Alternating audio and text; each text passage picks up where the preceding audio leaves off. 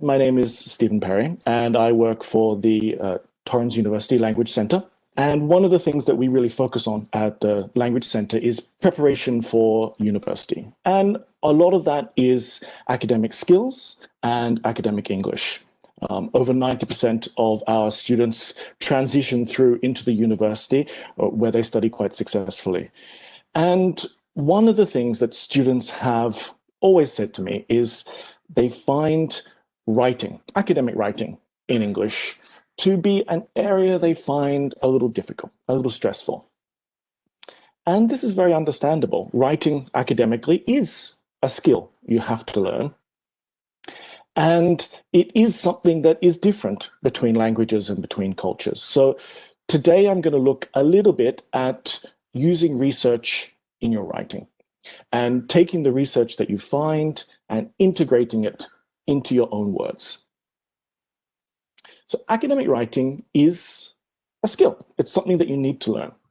But it is something that's very, very, how can I say?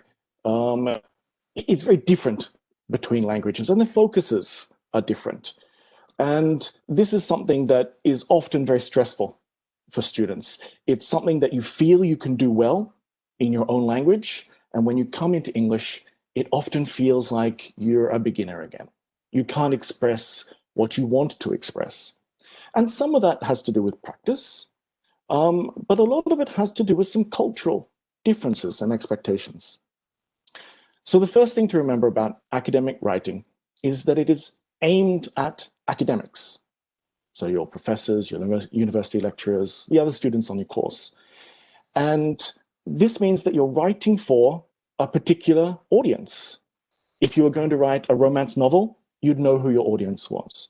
If you were going to use slang, you'd know who your audience was, and you'd adjust your language to suit.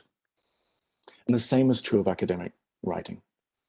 Now, academic writing, because you're writing to academics, it's part of a bigger discussion.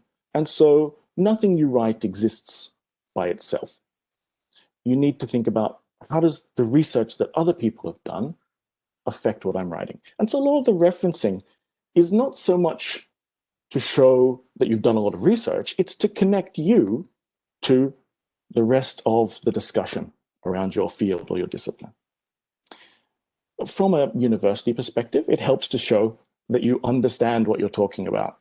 And part of that is you trying to grow as an academic. Even though you're a student, you're at the beginning of your academic journey, you are still considered an academic. And that's the best way to think about the perspective here. You're someone talking to it in their language. And that's what I'd like to finish on today. Just take you back to those skills from the beginning, is that academic writing needs to be depersonalized. You need to take out the explicit mention of people and yourself. And just remember that the whole piece of writing that you're doing is your voice. It is you. It is personal.